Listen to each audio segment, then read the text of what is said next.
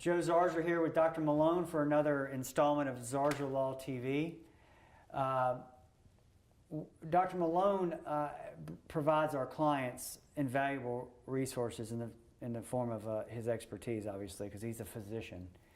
He's a board-certified internal medicine doctor, and that allows him to know a little bit about a lot of different medical conditions, or a fair amount about, I shouldn't say a little bit, a fair amount about a lot of different medical conditions.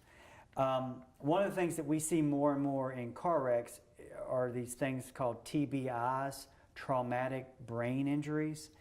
And the reason we see more and more of those is that people are just paying more attention to them, to be frank about it, because even the NFL is paying attention to TBIs. That's all the stuff you hear about concussions. It's because the brain is getting injured.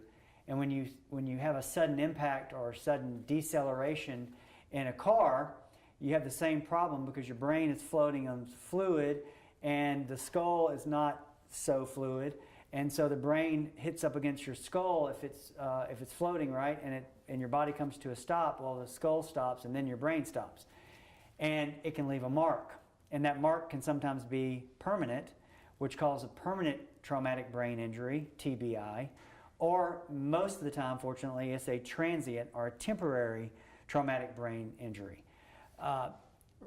We're seeing more and more of these because doctors are paying more and more attention to them, and cars have airbags now, so you not only have impact from the vehicle, but if you get hit in the face with an airbag, it's like getting hit in the face from a linebacker or worse. So that in and of itself can actually cause a traumatic brain injury.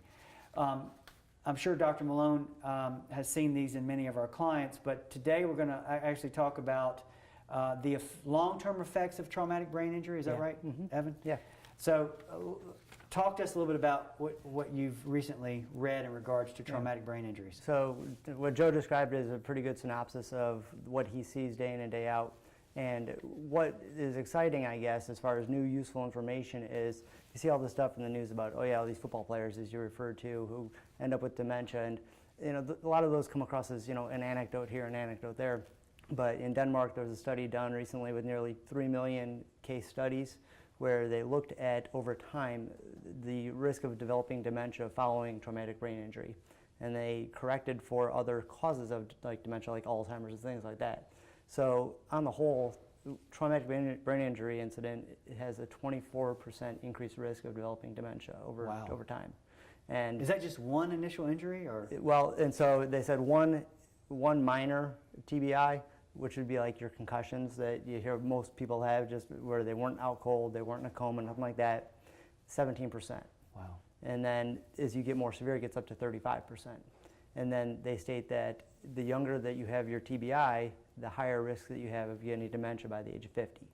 And so the take home with all of this was, now that we have some data to say, yes, it's due to TBI, not just, hey, I played football in the NFL, it's, what do you do to try to limit your progression to dementia? So there are other contributing factors which could, I guess, exacerbate your dementia. Smoking, not exercising regularly, alcohol use, diabetes, hypertension, things that aren't managed throughout the rest of your life can set you up to be one of those 24%, even more so. Well, that's important too, because almost every car wreck client we have has a concussion, because it's a sudden deceleration event. Yeah. And even if the wreck doesn't look that bad, the whiplash effect of their neck snapping causes the brain to hit up against the skull, and it makes you have a little bit of a kind of, I guess, you lose. I don't think you lose consciousness many times, but sometimes you do. Yeah. And even if you don't lose consciousness, you sort of feel fuzzy for a couple of seconds. Yeah. And that's your brain hitting up against the front of your skull.